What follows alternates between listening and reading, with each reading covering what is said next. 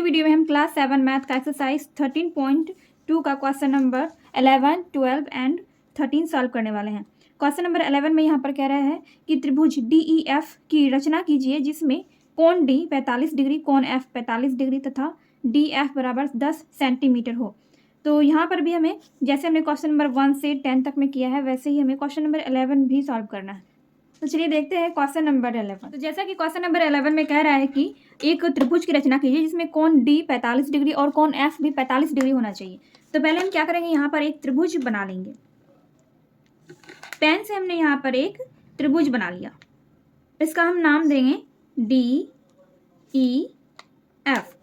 कोण D जो है ये होना चाहिए 45 डिग्री और कोण F ये भी 45 डिग्री का होगा और DF ये रेखा होगा 10 सेंटीमीटर का। तो इसी प्रकार से हमें स्केल और पेंसिल की सहायता से एक त्रिभुज बनाना है और उस पर हमें कोण D और कोण F बनाना है। तो हम यहाँ पर क्या करेंगे, 10 सेंटीमीटर का एक लाइन खींच लेंगे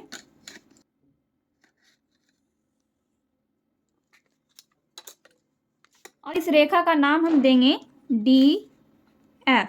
माप लिख देंगे हम 10 सेंटीमीटर। अब यहाँ पर हमें बिंदु D पर 45 डिग्री का कोण बनाना है और F पर भी हमें 45 डिग्री का कोण बनाना है। आप चाहें तो ये कोण आप चांद की सहायता से बना सकते हैं या फिर अगर आपको 45 डिग्री का कोण बनाने के लिए आता है तो आप यहाँ पर डिवाइडर और पेंसिल की सहायता से बना सकते हैं।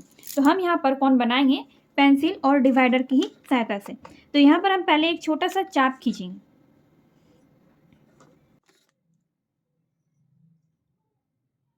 इस तरह से हमने यहाँ पर एक छोटा सा चाप खींच लिया। अब यहाँ पर हम पहले 60 डिग्री का कोण बना लेंगे, फिर हम 120 का बनाएंगे, या ये वाला हो गया आपका 60 डिग्री का। अब यहाँ से हम फिर से एक बार काटेंगे और ये बन गया 120 का। अब फिर हम 90 का बनाएंगे, पहले हमें 90 का बनाना होता है। तो इस तरह से ये आपका बन गया 90 डिग्री का कोण। इसको हम क्या करेंगे, थोड़ा सा आगे इसको बढ़ा देंगे। अब यहाँ पर हम इसको डॉट डॉट करके मिला देंगे।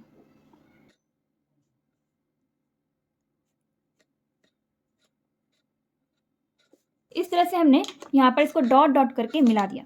एंड गाइस, अगर आप लोगों ने मुझे इंस्टाग्राम पे फॉलो नहीं किया है, मेरे चैनल के अबाउट वाले सेक्शन में जाकर आप मुझे इंस्टा पर फॉलो कर सकते हैं। वहाँ पर मैं फोटोज़ एंड वीडियो शेयर करती रहती हूँ। एंड अगर आपको कोई भी क्वेरी हो तो आप इंस्टा पे मुझसे पूछ सकते हैं। तो यहाँ पर हमने 90 डिग्री का कोण बना लिया। अब हमें बनाना है 45 डिग्री का कोण। तो उसके लिए हमें क्या करना होगा, हम यहाँ से यहाँ पर रख डिवाइडर के नोक को हम यहाँ पर रखेंगे और इस तरह से काट लेंगे। ठीक है, इसको हम यहाँ पर रख के इस तरह से काटेंगे। फिर हमें यहाँ पर रखना है, इस बिंदु पर हमें डिवाइडर को रखना है और इस तरह से हमें काट लेना है। फिर से हम करेंगे। अब हमें क्या करना है, इस बिंदु को इस बिंदु से मिला देना है। तो इस तरह से हमने इसको मिला दिया। अब हम चांद की सहायता से इसको माप के देखेंगे कि ये हमारा 45 डिग्री का कोण बना है या नहीं। तो आप यहाँ पर देख सकते हैं कि यहाँ पर ये 45 डिग्री का कोण बन चुका है। 45, 40 और 50 के बीच आता है। तो 40 के बाद यहाँ पर आप देख सकते हैं कि यहाँ पर ये रेखा जा रही है, यानी कि ये वाला जो कोण है ये आपका 45 डिग्री का बन चुका है। तो इसी तरह से हम इस साइड भी बना लेंगे। अब ये यहाँ पर 45 डिग्री का दोनों तरफ हमने कोण बना लिया है। तो ये वाला भी हो गया आपका 45 डिग्री और ये भी हो गया आपका 45 डिग्री DF और यहाँ पर हो जाएगा E। तो ये हमारा त्रिभुज बन गया है DEF। तो जिस तरह से क्वेश्चन में कह रहा था वैसे ही हमने यहाँ पर फिगर बना लिया है और इसके स्टेप भी लिखने होते हैं कि हमने किस तरह से चित्र की रचना की है। तो पहले हमने क्या किया था, पहले हमने 10 सेंटीमीटर का एक लाइन खींचा।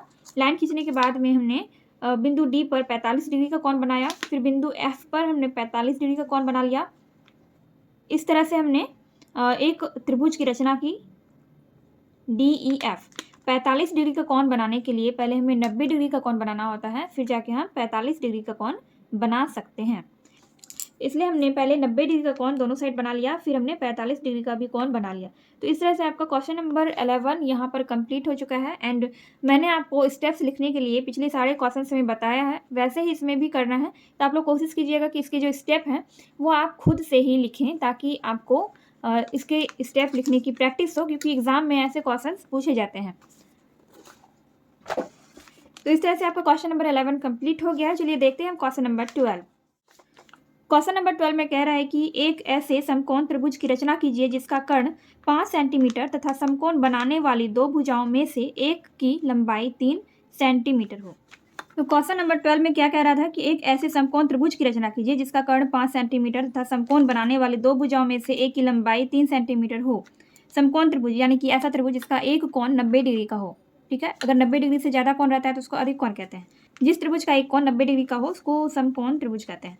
तो हमें समकोण त्रिभुज बनाना है जिसमें कर्ण कितना होगा 5 सेंटीमीटर का, और समकोण बनाने वाले दो भुजाओं में से एक की लंबाई कितनी होगी 3 सेंटीमीटर।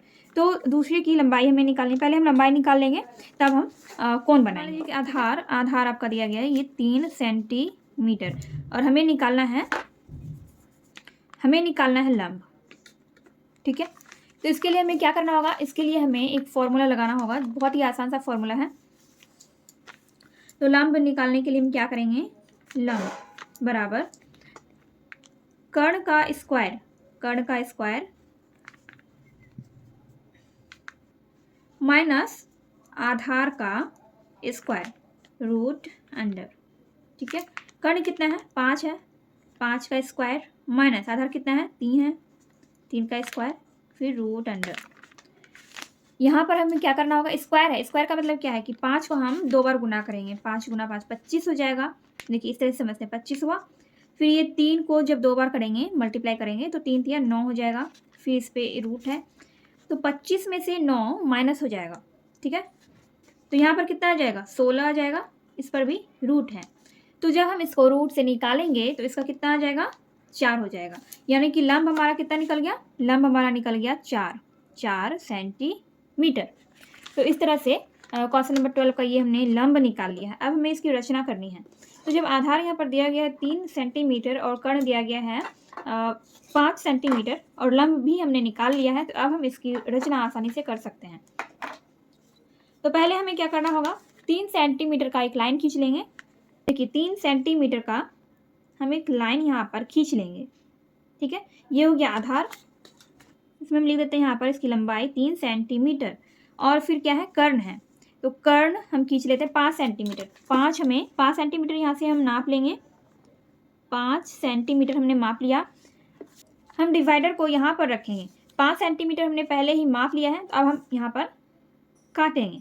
ठीक है, उसके बाद क्या है, लंब है आपका 4 सेंटीमीटर दिया गया है, तो यहाँ पर हम 4 सेंटीमीटर अब माप लेंगे, 4 सेंटीमीटर। ठीक है, अब इसको हम यहाँ पर रखेंगे। देखिए इधर से ये कर्ण हो जाएगा, ये हो जाएगा लंब, और ये हो गया आधार। तो इस तरह से हम यहाँ पर इसको काट देंगे। अब हमें क्या करना है, इस बिंदु को हम इस बिंदु से मिलाएंगे।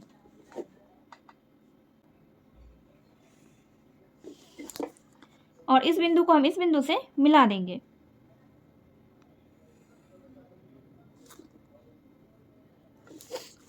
तो ये कितना था 5 सेंटीमीटर, और ये 4 सेंटीमीटर, और ये 3 सेंटीमीटर।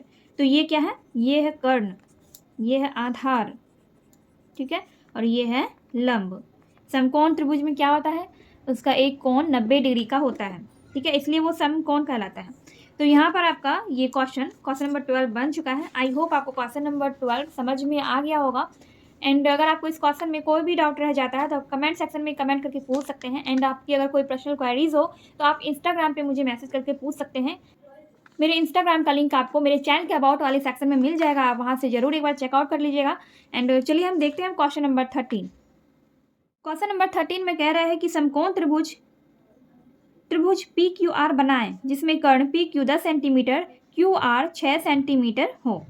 तो हमें एक त्रिभुज बनाना है। देखिए यहाँ पर नाम नहीं दिया गया था, तो आप चाहे तो इसका कुछ भी नाम दे सकते हैं, PQR या फिर ABC, कुछ भी आप इसमें नाम दे सकते थे क्वेश्चन नंबर 12 में। लेकिन क्वेश्चन नंबर 13 में आपको यहाँ पर त्रिभुज का नाम भी बताया गया है कि त्रिभुज का नाम क्या होगा, PQR होगा, जिसमें PQ 10 सेंटीमीटर का होगा और QR होगा 6 सेंटीमीटर का। तो चलिए हम बनाते हैं क्वेश्चन नंबर 13।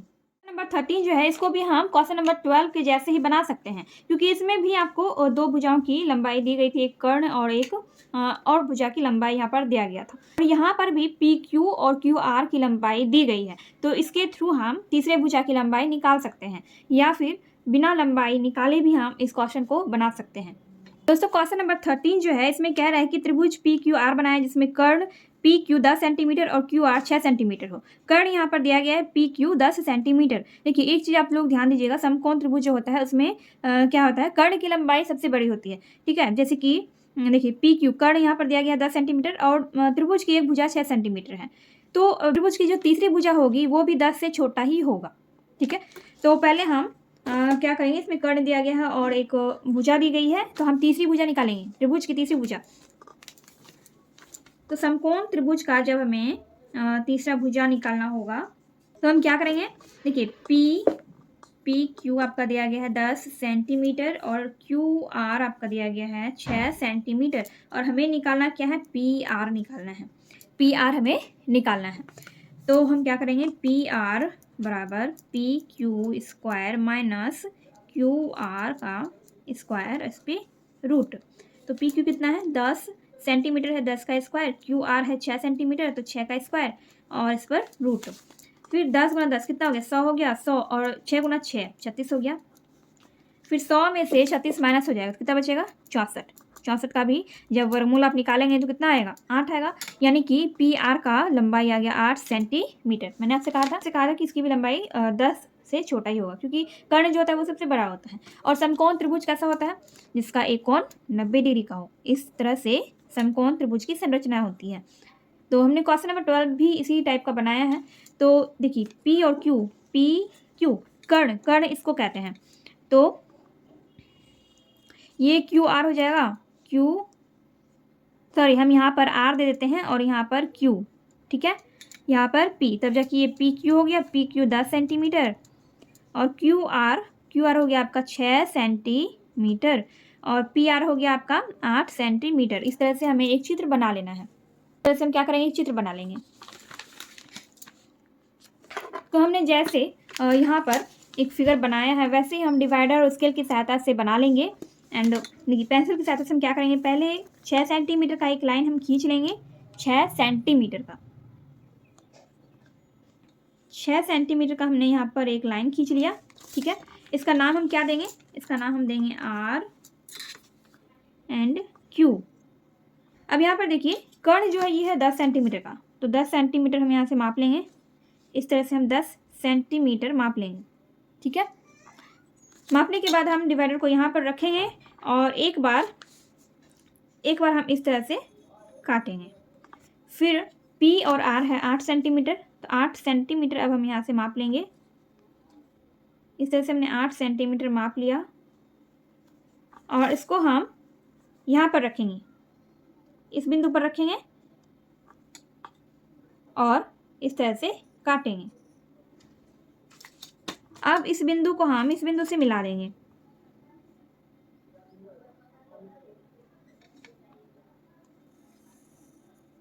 इसको हमने मिला दिया। फिर इस बिंदु को हम Q से मिला देंगे,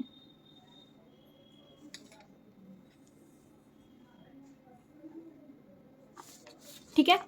और इसका नाम हम देंगे, इस बिंदु का नाम PQ हो गया आपका 10 सेंटीमीटर, ठीक है, और QR हो गया आपका 6 सेंटीमीटर और PR हो गया 8 सेंटीमीटर। तो इस तरह से हमने क्वेश्चन नंबर 13 का भी ये फिगर बना लिया है। आई होप आपको ये क्वेश्चन भी अच्छे से समझ में आ गया होगा। Question number 12 and question number 13 लगभग सेम ही था, तो हमने दोनों क्वेश्चन को बना लिया है एंड 13 भी सॉल्व कर लिया है। एंड नेक्स्ट वीडियो में हम क्वेश्चन नंबर 14, 15 एंड 16 सॉल्व करेंगे एंड देन हमारा एक्सरसाइज 13.2 कंप्लीट हो जाएगा। एंड ये वीडियो अगर आपको थोड़ी सी भी हेल्पफुल लगी हो तो प्लीज़ वीडियो को लाइक कीजिए, कमेंट कीजिए एंड अपने दोस्तों के साथ वीडियो को शेयर कीजिए। मिलते हैं नेक्स्ट वीडियो में।